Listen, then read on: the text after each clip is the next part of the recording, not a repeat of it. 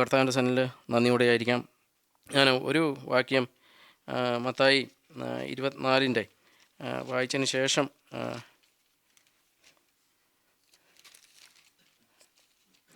മത്തായി 24 അവസാന വാക്യങ്ങളിൽ എഴുതിയിരിക്കുന്ന 45 മുതൽ, എന്നാൽ യജമാനൻ തൻ്റെ വീട്ടുകാർക്ക് തക്ക സമയത്ത് ഭക്ഷണം കൊടുക്കേണ്ടതിന് അവരുടെ മേലാക്കി വെച്ച വിശ്വസ്തനും ബുദ്ധിമാനുമായ ദാസനാര്.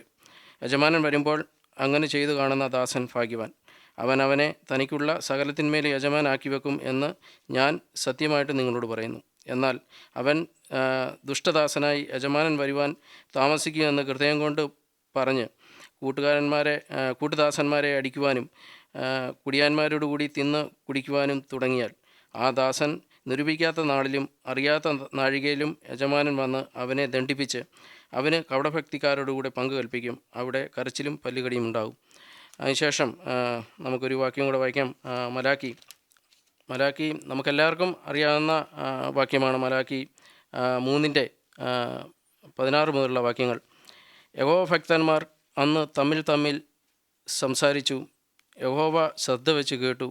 യഹോവ ഭക്തന്മാർക്ക് അവൻ്റെ നാമത്തെ സ്മരിക്കുന്നവർക്കും വേണ്ടി അവൻ്റെ സന്നിധിയിൽ ഒരു സ്മരണ പുസ്തകം എഴുതി വച്ചിരിക്കുന്നു. അതിന് താഴെ എഴുതിയിരിക്കുന്നു, ഞാൻ ഉണ്ടാക്കുവാനുള്ള ദിവസത്തിൽ അവൻ എനിക്ക് ഒരു നിക്ഷേപമായിരിക്കും എന്ന് സൈന്യങ്ങളുടെ യഹോവ അരുളി ചെയ്യുന്നു.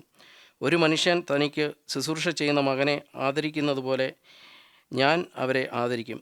അപ്പോൾ നിങ്ങൾ നീതിമാനും ദുഷ്ടനും തമ്മിലുള്ള, ദൈവത്തെ സേവിക്കുന്നവനും സേവിക്കാത്തവനും തമ്മിലുള്ള വ്യത്യാസം വീണ്ടും കാണും. ഞാനിതിങ്ങനെ വായിക്കാൻ കാരണം ഇന്നലെ എന്നോട് ഇടപെട്ട ഒരു വാക്യം കൂടെ ആയിരുന്നു. ഇത് രണ്ടും ചേർത്ത് ഞാൻ വായിച്ചു കഴിഞ്ഞപ്പോൾ ഇന്നലെ ഈ കാര്യങ്ങളൊക്കെ കേട്ട് കഴിഞ്ഞപ്പോൾ എൻ്റെ ഹൃദയത്തോട് വളരെ സംസാരിച്ചൊരു വിഷയമായിരുന്നു. നമ്മൾ എത്രമാത്രം ഈ കാര്യങ്ങളൊക്കെ, അതായത് ഞാനിങ്ങനെയാണ് ചിന്തിച്ചത്. യഹോവ ഭക്തന്മാർ അന്ന് തമ്മിൽ സംസാരിച്ചു, യഹോവ ശ്രദ്ധ വഹിച്ച് കേട്ടു. ഞാനിങ്ങനെ ചിന്തിച്ചു, നമ്മൾ ശരിക്കും ഓരോ ദിവസവും നമ്മൾ കൂടി വരുമ്പോൾ നമ്മൾ യഹോവ ഭക്തന്മാരെ നമ്മൾ തന്നെയാണ് കാര്യങ്ങളെല്ലാം സംസാരിക്കുന്നു, കേൾക്കുന്നു, ഈ വചനത്തിൽ നിന്ന് ധാരാളമായിട്ട് നമ്മൾ ഗ്രഹിക്കുന്നു.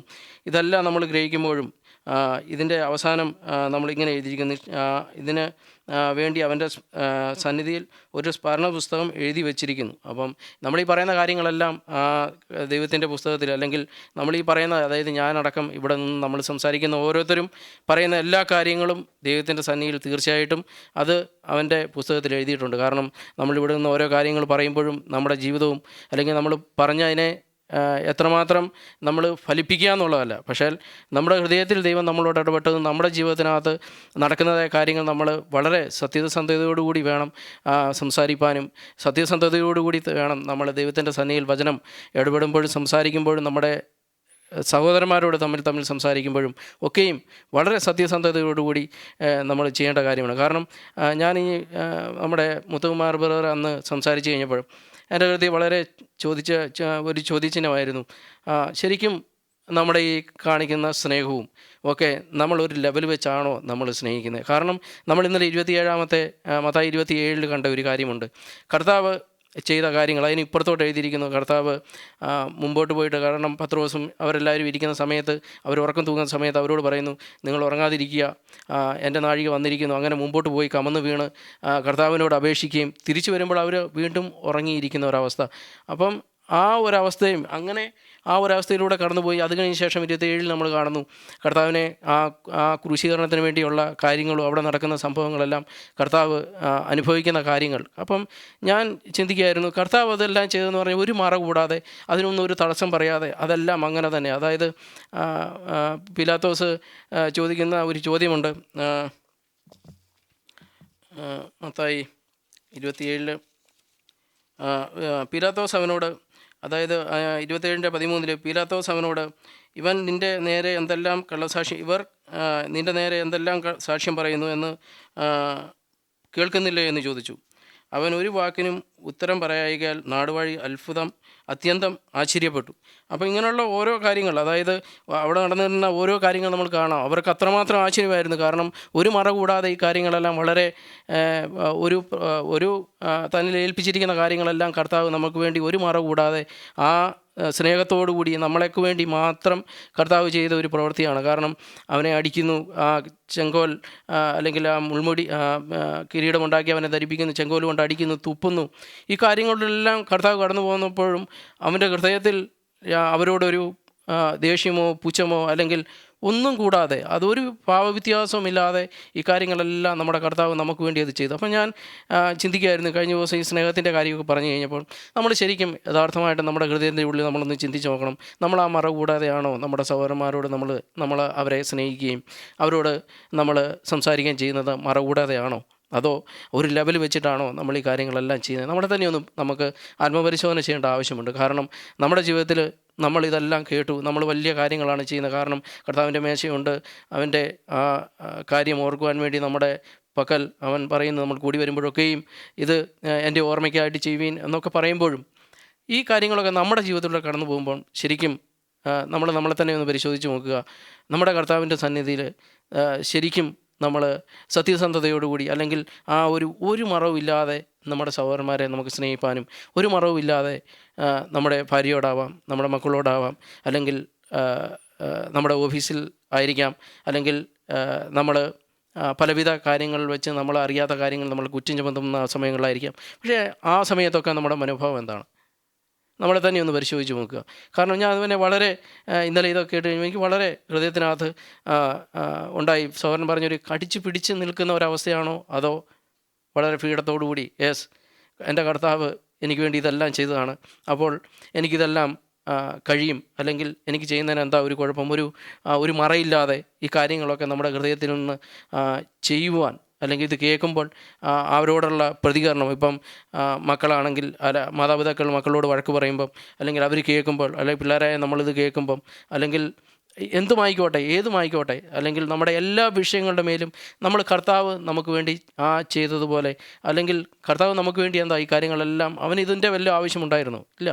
കർത്താവ് തന്നെ ഏൽപ്പിച്ച കാര്യം വളരെ ഭംഗിയായിട്ട് ഒരു മറ കൂടാതെ ഈ കാര്യങ്ങളൊക്കെ ചെയ്തപ്പോൾ ഞാൻ ചിന്തിക്കുകയായിരുന്നു, നമ്മുടെ ഹൃദയത്തിനകത്ത് എത്രമാത്രം ഇത് ഓരോ ദിവസം കഴിയുന്നതോറും ഇത് ആ ഒരു വളർച്ച നമ്മുടെ ജീവിതത്തിലുണ്ടോ എന്നുള്ളത് എന്നെ തന്നെ ഞാൻ ചിന്തിക്കുകയായിരുന്നു. ഞാൻ പലപ്പോഴും എന്നെ തന്നെ കാണാറുണ്ട്.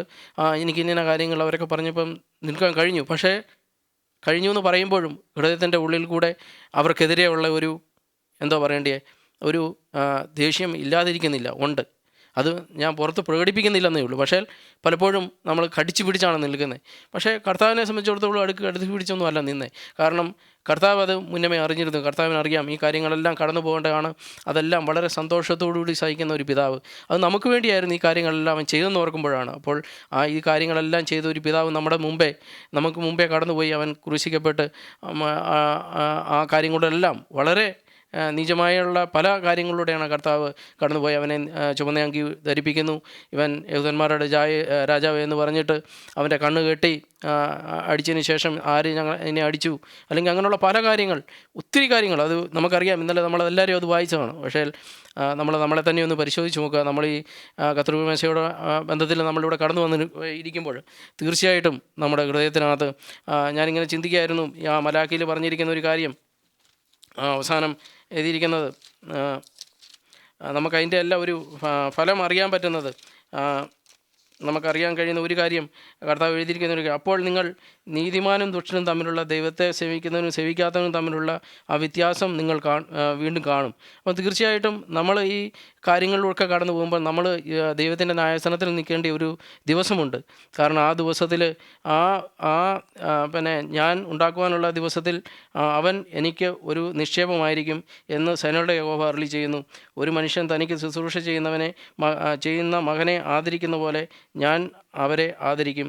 അപ്പോൾ നിങ്ങൾ നീതിമാനും ദുഷ്ടനും തമ്മിലുള്ള, ദൈവത്തെ സേവിക്കുന്നതും സേവിക്കാത്തതും തമ്മിലുള്ള വ്യത്യാസം വീണ്ടും കാണും. തീർച്ചയായിട്ടും നമ്മൾ ആ ഒരു കർത്താവിൻ്റെ സന്നിധിയിൽ നേരോടെ വിശ്വസ്തയോടെ നിന്ന് കഴിഞ്ഞാൽ തീർച്ചയായിട്ടും ആ ദിവസത്തിൽ നമുക്ക് കാണാൻ കഴിയും. കാരണം ആ ഒരു വിശ്വാസം നമുക്ക് ഹൃദയത്തിലുണ്ടായിരിക്കണം. നമ്മുടെ കർത്താവ് നമ്മളെ എത്രമാത്രം വില കൊടുത്താണ് വാങ്ങിയിരിക്കുന്നത്. നമ്മൾ പലപ്പോഴും പറയും അവൻ്റെ രക്തം കൊടുത്ത് നമ്മളെ വിലയ്ക്ക് വാങ്ങിയിരിക്കുന്നു. അപ്പോൾ തീർച്ചയായിട്ടും നമ്മൾ അവൻ്റെ സന്നിധിയിലായിരിക്കുമ്പോൾ ആ ഒരു കാര്യം നമ്മുടെ ജീവിതത്തിനകത്ത് വളരെ അത്യാവശ്യമായിട്ട് നമ്മുടെ ജീവിതത്തിനകത്ത് നമ്മൾ ഓരോരുത്തരും, അതിനാണ് നമ്മൾ എന്നും പറയുന്നത്, സഭയിൽ പരിശുദ്ധാത്മ ഉണർവിന് വേണ്ടി പ്രാർത്ഥിക്കണം, പരിശുദ്ധാത്മന് വേണ്ടി പ്രാർത്ഥിക്കണമെന്ന് നമ്മൾ നിരന്തരം മീറ്റിങ്ങിൽ ആരംഭത്തിൽ തന്നെ നമ്മൾ പ്രാർത്ഥനാ വിഷയങ്ങൾ പറയുമ്പോൾ നമ്മളോട് എല്ലാവരോടും ആഹ്വാനം ചെയ്യുന്ന ഒരു കാര്യമാണ് പരിശുദ്ധാത്മാവിന് വേണ്ടി പ്രാർത്ഥിക്കണം. ആ പരിശുദ്ധാത്മാവ് നമ്മുടെ ഹൃദയത്തിൽ നിരന്തരമായിട്ട് വസിക്കുകയും നമ്മുടെ ജീവിതത്തിനകത്ത് വചനം നമ്മൾ വായിക്കുകയും പഠിക്കുകയും ഓരോ ദിവസവും ദൈവം നമ്മളെ ആ വിശുദ്ധിയിലും വേർപാടിലും ദൈവം നമ്മളെ നടത്തും. തീർച്ചയായിട്ടും അതിനകത്ത് ഒരു വ്യത്യാസവുമില്ല. കാരണം കർത്താവാണ് നമ്മളെ നടത്തുന്നത്. പക്ഷേ നമ്മൾ ഈ കാര്യങ്ങൾ കേൾക്കുമ്പോൾ നമ്മുടെ ഹൃദയങ്ങളിൽ ഇത് കേട്ടതിന് ശേഷം കേൾക്കുന്ന സമയത്ത് നമ്മൾ പ്രതികരിക്കുന്നു. നമ്മൾ കേൾക്കുമ്പോൾ നമുക്കൊരു മനസ്സുഖം ഉണ്ടാകുന്നു. നമ്മൾ പറയുന്ന കർത്താവേ ശരിയാണ്, എൻ്റെ ജീവിതത്തിൽ ഇന്ന കാര്യങ്ങളൊക്കെ ഉണ്ട് എന്ന് നമ്മളെപ്പോഴും പറയാറുള്ളതാണ്. പക്ഷേ അതിനെ നിലനിൽക്കുന്ന ഒരു ഫലം നമ്മുടെ ജീവിതത്തിൽ കായ്ക്കണമെങ്കിൽ നമ്മുടെ ഉള്ളിൽ ആ പരിശുദ്ധാത്മാവ് ശരിയായിട്ട് വാസം ചെയ്യേണ്ട ആവശ്യമുണ്ട്. കാരണം നമ്മുടെ ഹൃദയങ്ങളിൽ ഈ പറയുന്ന കാര്യങ്ങളൊന്നും വസിക്കുന്നില്ലെങ്കിൽ, കാരണം നമ്മുടെ ഹൃദയത്തിനകത്ത് ആ സത്യസന്ധതയോടെ വിശ്വസ്തയോടുകൂടി നമ്മുടെ സഹോദരനെ നമ്മൾ ഒരു പ്രൈസ് ലോൺ കൊടുക്കുമ്പോൾ അത് വളരെ ആത്മാർത്ഥതയോടെ ആയിരിക്കണം. കാരണം അത് നമ്മുടെ ഉള്ളിൽ നിന്നായിരിക്കണം. കാരണം നമ്മൾ മറ വെച്ചുകൊണ്ട്, അല്ലെങ്കിൽ നമ്മൾ ഇപ്പം മത്തായിയിൽ എഴുതിയിരിക്കുന്ന ഒരു കാര്യം ഇങ്ങനെയുണ്ടല്ലോ, മത്തായി 5:23-24 എഴുതിയിരിക്കുന്നത്, നിൻ്റെ പാനപാത്രമായിട്ട് അല്ലെങ്കിൽ ആ യാഗം അർപ്പിക്കാൻ വേണ്ടി നമ്മൾ കർത്താവിൻ്റെ സന്നിധിയിലേക്ക് കടന്നു വന്നിരിക്കുമ്പോൾ നമ്മുടെ സഹോദരന്മാരോട് അല്ലെങ്കിൽ ആരോടെങ്കിലും എന്തെങ്കിലും ഉണ്ടെങ്കിൽ അത് അവിടെ വെച്ചിട്ട് അവരുമായിട്ട് നിരപ്പ് പ്രാപിക്കണം. അപ്പോൾ നമ്മുടെ ഹൃദയത്തിനകത്ത് നമ്മൾ തന്നെ ഒന്ന് ചിന്തിച്ച് പോകുക, നമ്മളിപ്പോൾ ആയിരിക്കുന്നു അതേ ദൈവത്തിൻ്റെ സന്നിധിയിൽ ആ കർത്താവിൻ്റെ മേശയെങ്കിൽ നമ്മളായിരിക്കുമ്പോൾ തീർച്ചയായിട്ടും നമ്മുടെ ഹൃദയത്തിനകത്ത് നമ്മളൊന്ന് ചിന്തിച്ച് നോക്കുക, എത്രമാത്രം ഈ കാര്യത്തിനകത്ത് നമ്മൾ വില കൊടുക്കുന്നുണ്ട് നമ്മുടെ സഹോദരന്മാർക്ക്. അല്ലെങ്കിൽ നമ്മൾ പരസ്പരം ഈ കാര്യങ്ങളൊക്കെ പറയുമ്പോൾ എത്രമാത്രം വില നമ്മൾ കൊടുക്കുന്നുണ്ട്. നമ്മൾ പറയുന്ന കാര്യങ്ങൾ, ഇവിടെ നിന്ന് നമ്മൾ പറയുന്ന കാര്യങ്ങൾ പോലെ അതൊക്കെ തന്നെയാണോ നമ്മുടെ ലൈഫ്? നമ്മളെ തന്നെ ഒന്ന് നമ്മൾ പരിശോധിക്കുക. നമ്മളതിന് വേണ്ടി എത്രമാത്രം ഓടുന്നുണ്ട്, നമ്മൾ എത്രമാത്രം അതിന് വേണ്ടി ആ കർത്താവ് നമ്മളെ സ്നേഹിച്ച ഇന്നലെ സഹോദരൻ നമ്മൾ ചിന്തിക്കും, പിന്നെ പെട്ടെന്ന് പറഞ്ഞ ഒരു കാര്യമല്ല ഇന്നലെ സഹോദരനോട് സംസാരിച്ച മലാഖിയിൽ നമ്മൾ കേട്ടു. കർത്താവിൻ്റെ സന്നിധിയിലേക്ക് കൊണ്ടുവരുന്നതിനെപ്പറ്റി അതിനകത്ത് പറയുന്ന ഒരു കാര്യം, അല്ലെങ്കിൽ ഊനമില്ലാത്തതിനെ അല്ലെങ്കിൽ കർത്താവിൻ്റെ സന്നിധിയിൽ കൊടുക്കുന്ന വളരെ, അതായത് കണ്ണുപൊട്ടിയതും അല്ലെങ്കിൽ മുടന്തുള്ളതും അങ്ങനെയുള്ള കാര്യങ്ങൾ നമ്മൾ ദൈവത്തിൻ്റെ സന്നിധിയിൽ കൊടുക്കുമ്പോൾ അത് നമ്മളൊരു നാടുവാഴിയുടെ മുമ്പിൽ അല്ലെങ്കിൽ നമ്മൾ ഈ ലോകത്തിൻ്റെ മുമ്പിൽ ഒരു മെയിൻ ആളുടെ മുമ്പിൽ ചെല്ലുമ്പോൾ ഇങ്ങനെയുള്ള കാര്യങ്ങളുമായിട്ടാണോ നമ്മൾ ദൈവത്തിൻ്റെ ആ ആളിൻ്റെ അടുക്ക ചെല്ലുന്നത്? അവർ നമ്മളെ അടുപ്പിക്കുമോ? നമുക്ക് അങ്ങനെ ചെല്ലാൻ കഴിയുമോ? അപ്പോൾ നമ്മൾ ചിന്തിക്കുക, അവർക്ക് ഏറ്റവും മേത്തരവും ഏറ്റവും നല്ലതായ കാര്യങ്ങളായിരിക്കും നമ്മൾ ആ ഒരു നമ്മുടെ ഈ ലോകത്തിലുള്ള ഒരാളുടെ മുമ്പിലേക്ക് കൊണ്ട് നമ്മൾ സമർപ്പിക്കാൻ വേണ്ടി ചെല്ലുന്നത്. പക്ഷേ കർത്താവ് പറയുന്നത്, നിങ്ങളുടെ ഹൃദയത്തിൽ ഇപ്പോഴും ഇങ്ങനെയുള്ള വ്യാജമായ കാര്യങ്ങളും വ്യാജമായ ചിന്തകളും അല്ലെങ്കിൽ ഇങ്ങനെയുള്ള മരിക്കാത്ത പല കാര്യങ്ങളൊക്കെ വെച്ചുകൊണ്ട് നമ്മൾ വീണ്ടും കർത്താവിൻ്റെ സന്നിധിയിലേക്ക് കടന്നു വരുമ്പോൾ കർത്താവ് നമ്മളോട് ചോദിക്കുകയാണ് ഇപ്പോഴും ഒരു ചോദ്യം, മകനെ നിൻ്റെ ജീവിതത്തിനകത്ത് എത്രമാത്രം ഈ കാര്യത്തിൽ വിശ്വസ്തനാണ്? ഞാൻ ആരെയും കുറ്റപ്പെടുത്താൻ വേണ്ടിയല്ല, നമ്മളെ തന്നെ നമ്മൾക്ക് ആത്മപരിശോധന നടത്തേണ്ട ആവശ്യമുണ്ട്. കാരണം നമ്മൾ വളരെ നാളുകളായിട്ട് ദൈവത്തിൻ്റെ വചനം കേൾക്കുകയാണ്, വളരെ അധികമായിട്ട് വളരെ ആഴത്തിലാണ് നമ്മളിത് ഈ വചനം കേൾക്കുന്നത്. പരിശുദ്ധാത്മാവ് വളരെ ആഴത്തിൽ നമ്മളോട് ഇടപെടുന്നുണ്ട്, സഭയിൽ നമ്മളോട് സംസാരിക്കുന്നുണ്ട്. പക്ഷേ ഇതൊക്കെ സംസാരിക്കുമ്പോൾ നമ്മുടെ ഹൃദയത്തിൻ്റെ ഉള്ളിൽ അത് എത്രമാത്രം നമുക്ക് വേണ്ടി നമ്മൾ അതിന് വേണ്ടി വില കൊടുക്കുന്നുണ്ട്? അതോ നമ്മളിവിടുന്ന് കടന്നു പോകുമ്പോൾ അതോടുകൂടി ഇതെല്ലാം പോകുന്നു, അടുത്ത ദിവസം നമ്മൾ കാണുകയോ ടെലിഫോൺ ചെയ്യുമ്പോൾ മാത്രം അത് വീണ്ടും ആ സഹോദര എന്തുകൊണ്ട് സുഖമാണോ എന്നാണോ, അങ്ങനെയാണോ നമ്മളായിരിക്കുന്നത്? ഞാനത് കരുതുന്നത് അങ്ങനെയല്ല നമ്മളായിരിക്കേണ്ടത്. നമ്മളായിരിക്കേണ്ടത് ആ കർത്താവ് ചെയ്ത കാര്യം, നമ്മൾ ശരിക്കും ആ ഒരു പരിശുദ്ധാത്മാവിൻ്റെ നിറവ്, ആ പരിശുദ്ധാത്മാവിൻ്റെ ശക്തി, ഒരു പകർച്ച നമ്മുടെ ജീവിതത്തിൽ ഉണ്ടായിരിക്കണം. ആ പരിശുദ്ധാത്മാവ് നമ്മുടെ ഹൃദയത്തിലുണ്ടെങ്കിൽ, അല്ലെങ്കിൽ ഞാൻ ഇങ്ങനെയാണ് ചിന്തിച്ചത്, നമുക്ക് ശരിക്കും നമ്മുടെ പിതാവിനെ, നമ്മുടെ കർത്താവിനെ, ഈ നമുക്ക് വേണ്ടി കഷ്ടം സഹിച്ച് മരിച്ച് അടക്കപ്പെട്ട് നമുക്ക് വേണ്ടി കർത്താവിൻ്റെ വലതുഭാഗത്തിരുന്ന് നമുക്ക് വേണ്ടി അഭയയാചന കഴിക്കുന്ന ആ പിതാവിനോട്, ആ കർത്താവിനോട് നമുക്ക് സ്നേഹമുണ്ടെങ്കിൽ, അത് ആത്മാർത്ഥ സ്നേഹമാണെങ്കിൽ എൻ്റെ സഹോദരനെ എനിക്ക് സ്നേഹിക്കാൻ കഴിയും ആത്മാർത്ഥതയോടുകൂടി. എൻ്റെ സഹോദരനോട് സത്യസന്ധമായിട്ട് ഇടപെടാൻ കഴിയും. എൻ്റെ വേലക്കാരോട് അല്ലെങ്കിൽ എൻ്റെ ജോലി ചെയ്യുന്നിടത്ത് ഒക്കെയും അത് വളരെ കൃത്യത്തോടെ ചെയ്യാൻ കഴിയും. പക്ഷേ എൻ്റെ പിതാവിനെ ഞാൻ സ്നേഹിക്കുന്നുവെങ്കിൽ മാത്രമേ അത് കഴിയത്തുള്ളൂ. കാരണം ആ പിതാവ് എനിക്ക് വേണ്ടി ചെയ്ത അല്ലെങ്കിൽ ആ ത്യാഗം, അല്ലെങ്കിൽ നമുക്കറിയാം നമ്മളെവിടെ ആയിരുന്നവരാണ്, നമ്മളിവിടെ ഇരിക്കുന്ന എല്ലാവർക്കും നമ്മളറിയാം, നമ്മൾ വിവിധ സ്ഥലങ്ങളിൽ വിവിധ സാഹചര്യങ്ങളിൽ ആയിരുന്നവരാണ്. അവിടെ നിന്നാണ് കർത്താവ് നമ്മളെ വിളിച്ച് നമ്മൾ ഒരിക്കലും ചിന്തിക്കാത്ത ഒരു സമയത്ത് ഇവിടെ നമ്മളെ കൂട്ടി വരുത്തിയിരിക്കുന്നു. ഇപ്പോൾ നമുക്കറിയാം പലരും പല സ്ഥലത്തുള്ളവരാണ്. ഇപ്പോൾ അജിബേർ പലപ്പോഴും പറയാറുണ്ട് ചൈനയിലായിരുന്നു, ചൈനയിൽ നിന്ന് ബാംഗ്ലൂരിൽ വരുന്നു, അവിടുന്ന് കറങ്ങി ഇവിടെ എത്തുന്നു. ഇതെല്ലാം കർത്താവിൻ്റെ ഒരു പദ്ധതിയാണ്. അപ്പം ഇതെല്ലാം കർത്താവ് അറിയാതെയല്ല നമ്മുടെ ജീവിതത്തിൽ ഇവിടെ ആയിരിക്കുന്നത്. പക്ഷേ ഇങ്ങനെയൊക്കെ ആയിരിക്കുമ്പോഴും നമ്മുടെ ഹൃദയത്തിൽ ഈ ദൈവത്തിൻ്റെ വചനമൊക്കെ സംസാരിക്കുമ്പോൾ തീർച്ചയായിട്ടും നമ്മളൊന്ന് മനസ്സിലാക്കണം, നമ്മളിവിടെ ആക്കിയിരിക്കുന്നെങ്കിൽ ഈ ദൈവവചനം ഇവിടുന്ന് സഹോദരന്മാർ വളരെ ശക്തിയോടുകൂടി പരിശുദ്ധാത്മാവിൻ്റെ ശക്തിയോടുകൂടി നമ്മളോട് സംസാരിക്കുമ്പോൾ, സഭയോട് ഇടപെടുമ്പോൾ അത് ഏറ്റെടുക്കേണ്ട ഉത്തരവാദിത്വം നമുക്കുണ്ട്. നമ്മൾ അങ്ങനെയാണ് ഇരിക്കുന്നെങ്കിൽ നമ്മുടെ ഹൃദയത്തിൽ നമ്മളെ തന്നെ ഒന്ന് പരിശോധിച്ച് നോക്കുക. അതുപോലെ തന്നെ വെളിപ്പാട് 16:15 ഒന്ന് ഞാൻ വായിക്കാം. ഞാൻ കള്ളനെ പോലെ വരും, തൻ്റെ ലജ്ഞ കാണുമാറ് നഗ്നനായി നടക്കാതിരിക്കുവാൻ തൻ്റെ ഉടുപ്പ് സൂക്ഷിച്ചും ജാഗരിച്ചും കൊള്ളുന്നവൻ ഭാഗ്യവാൻ. ദൈവം നമ്മളോട് പറയുന്ന ഒരു കാര്യം, ഞാൻ കള്ളനെ പോലെ വരും. അതെ, കർത്താവ് വരുന്ന ഒരു സമയം വളരെ ആസന്നമായിട്ടാണ് ഇരിക്കുന്നത്. നമ്മളറിയാം, നമ്മൾ ഈ ലോകത്തിലെ പല കാര്യങ്ങൾ കാണുകയും കേൾക്കുകയൊക്കെ ചെയ്യുമ്പോഴും, നമ്മൾക്ക് ഈ വചനമൊക്കെ കേൾക്കുകയും ചെയ്യുമ്പോഴും തരുകയും ചെയ്യുമ്പോഴും പരിശുദ്ധാത്മാവ് വളരെ ആഴത്തിൽ നമ്മളോട് നമ്മുടെ പ്രവൃത്തികളെപ്പറ്റിയും നമ്മുടെ സ്വഭാവത്തെപ്പറ്റിയെല്ലാം കർത്താവ് വളരെ അധികം പരിശുദ്ധാത്മാവിൻ്റെ വളരെ ശക്തിയോടുകൂടിയുള്ള ഒരു സന്ദേശമാണ് ഓരോ ദിവസവും നമ്മൾക്ക് കിട്ടിക്കൊണ്ടിരിക്കുന്നത്. അപ്പം കർത്താവ് പറയുന്ന ഒരു കാര്യം, ഞാൻ കള്ളനെ പോലെ വരും, തൻ്റെ ലജ്ഞ കാണുമാറ് നഗ്നനായി നടക്കാതിരിക്കുവാൻ തൻ്റെ ഉടുപ്പ് സൂക്ഷിച്ചും ജാഗരിച്ചും കൊള്ളുന്നവൻ ഭാഗ്യവാൻ. അതെ, നമുക്ക് കർത്താവ് തന്നിരിക്കുന്ന ആ മേലങ്കി അല്ലെങ്കിൽ ആ വെള്ള വസ്ത്രം ദൈവം നമ്മളെ ധരിപ്പിച്ചിരിക്കുന്നു. അതെ, നമ്മൾ ആ കാര്യം നമ്മൾ മനസ്സിലാക്കണം. അതെ, അതിൽ ഒരു നമുക്ക് ഉറപ്പ് വേണം. അതെ, ഞാൻ കർത്താവിൻ്റെ വെള്ള വസ്ത്രമാണ് ധരിച്ചിരിക്കുന്നുള്ള ഒരു ഉറപ്പ് നമുക്ക് തന്നെ വേണം. നമ്മുടെ ഹൃദയത്തോട് തന്നെ നമുക്ക് ചോദിക്കാം, നമ്മളിവിടെ ഇരിക്കുന്നു, ശരിക്കും ഞാൻ ആ കർത്താവിൻ്റെ നീതിയുള്ള വസ്ത്രമാണ് ധരിച്ചിട്ടാണോ ഞാൻ ഇവിടെ ഇരിക്കുന്നത്, അതോ ഞാൻ ഒരു കള്ളനെ പോലെ അല്ലെങ്കിൽ ഒരു ചെന്നായയുടെ അവസ്ഥയിലാണോ ഞാൻ ഇരിക്കുന്നത് എന്ന് നമ്മളെ തന്നെ ഒന്ന് പരിശോധിച്ച് നോക്കുക. നമുക്കറിയാം, കുറുക്കൻ്റെ കഥ നമ്മൾക്കറിയാം. നീലക്കാലത്തിൽ വീണ കുറുക്കൻ്റെ അവസ്ഥ, അവനൊരു രാജാവായി വാഴുന്നു. അതിനുശേഷം ഒരു ശക്തമായ മഴ പെയ്യുന്നതിന് ശേഷം അവൻ്റെ ശരീരത്തിൽ നിന്ന് അതെല്ലാം ഒഴുകി പോകുമ്പോൾ അവൻ കുറുക്കനാണെന്ന് മനസ്സിലാകുന്നു. എന്ന് പറഞ്ഞ പോലെ നമ്മളെ തന്നെ ഒന്ന് ചിന്തിച്ച് നോക്കുക. നമ്മളിവിടെ ഇരിക്കുമ്പോൾ നമ്മളെല്ലാവരും, എന്നെ അടക്കമാണ് ഞാൻ ഈ പറയുന്നത്, നമ്മൾ ചിന്തിക്കുക, നമ്മളെ തന്നെ ഒന്ന് ആത്മപരിശോധന നടത്തി നോക്കുക. നമ്മൾ ധരിച്ചിരിക്കുന്ന വസ്ത്രം നീതിയുടെ വസ്ത്രം, അത് ശരിയായിട്ടുള്ള നീതിയുടെ വസ്ത്രമാണ് നമ്മൾ ധരിച്ചിരിക്കുന്നത്, അതോ നമ്മൾ പുറമേ വസ്ത്രം ധരിച്ചവരായിട്ട് കാണുന്നെങ്കിൽ നമ്മുടെ ഉള്ള് വചനത്തിൽ പറയുന്ന പോലെ ശവക്കല്ലറയുടെ അവസ്ഥയാണോ? പുറമേ വെള്ള പൂശിയതും അകമേ ചീഞ്ഞു നാറുന്ന ഒരവസ്ഥ. കർത്താവ് എന്ന് നമ്മളോട് സംസാരിക്കുന്നത്, കർത്താവ് വരുമ്പോൾ കർത്താവ് ആഗ്രഹിക്കുന്നത് ഒരു മലിനമായിട്ടല്ല കർത്താവ് നമ്മളെക്കുറിച്ച് ഇവിടെ വരുമ്പോൾ, അല്ലെങ്കിൽ നമ്മളെ കർത്താവിൻ്റെ വരവിൽ കർത്താവ് ആഗ്രഹിക്കുന്നത് നമ്മൾ ആ വസ്ത്രം മലിനമാകാതെ അതിനെ വളരെ കർത്താവ് നമുക്ക് തന്നതുപോലെ തന്നെ ഉടുപ്പിച്ചിരിക്കുന്ന വസ്ത്രത്തിൽ ഒരിക്കലും ഈ ലോകത്തിൻ്റെതായ, അതായത് ഈ ലോകത്തിൽ നിന്നാണ് നമ്മളിത് കർത്താവ് വിളിച്ച് വേർതിരിച്ച് ദൈവത്തിൻ്റെ സഭയുടെ ഭാഗമായിട്ട് നമ്മളെ നിർത്തിയിരിക്കുന്നത്.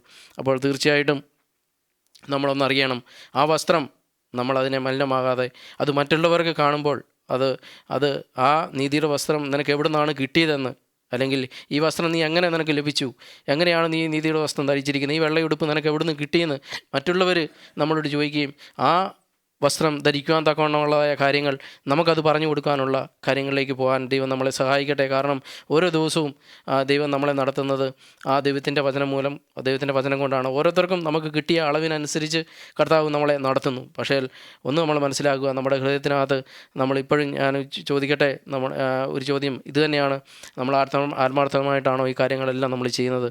നമ്മുടെ ഹൃദയത്തിൽ നമ്മുടെ കർത്താവ് നമുക്ക് വേണ്ടി ചെയ്തതുപോലെ തന്നെയാണോ? നമ്മുടെ സംസാരമായിരിക്കാം, സത്യസന്ധതയോടുകൂടിയുള്ള വർത്തമാനമായിരിക്കാം, എല്ലാ കാര്യങ്ങളിലും നമ്മൾ എത്രമാത്രം ആത്മാർത്ഥതയോടെയാണ് ഈ ചെയ്യുന്നത്, അതോ ഇതിനെല്ലാം നമ്മളൊരു ലെവൽ വെച്ചിട്ടാണോ നമ്മൾ ഇടപെടുന്നത്? അല്ലെങ്കിൽ നമ്മുടെ ജോലിയുടെ കാര്യത്തിലായിരിക്കാം, എല്ലാ ലെവലിലും എല്ലാ മേഖലയിലും നമ്മൾ നോക്കിക്കഴിയുമ്പം നമ്മളെല്ലാം ഒരു ലെവലും കണ്ടീഷനും വെച്ചിട്ടാണോ നമ്മൾ സ്നേഹിക്കുകയും നമ്മുടെ സഹോദരന്മാരെ കാണുകയും, അല്ലെങ്കിൽ നമ്മുടെ ഭാര്യമാരോടാവട്ടെ, നമ്മുടെ ഭർത്താക്കന്മാരോടാവട്ടെ, അല്ലെങ്കിൽ പൈതങ്ങൾക്ക് മാതാപിതാക്കളോടാവട്ടെ, മക്കളോടാവട്ടെ, പരസ്പരം എങ്ങനെ എന്നുള്ളത് നമ്മളെ തന്നെ കാണാം. ദൈവം നമ്മളെ സഹായിക്കട്ടെ. അതുപോലെ തന്നെ ഇന്ന് കർത്തൃപ്രദേശം നമ്മുടെ പക്കലുണ്ട്. കർത്താവ് നമ്മളെ ഇത്രത്തോളം നടത്തി, അതിനായിട്ടെല്ലാം നന്ദിയോടുകൂടി ആയിരിക്കാം ഞാനും ഇതിൽ പങ്കെടുക്കുവാൻ ആഗ്രഹിക്കുന്നു. കർത്താവ് തരുന്ന ആയുസോളം കർത്താവിൻ്റെ മുമ്പിൽ വിശ്വസ്തനായിട്ട്, വിശ്വസ്തദാസന്മാരായിട്ട് തന്നെ നമുക്കെല്ലാവർക്കും നിൽക്കാം. ദൈവം നമ്മളെ സഹായിക്കട്ടെ. ആമേൻ.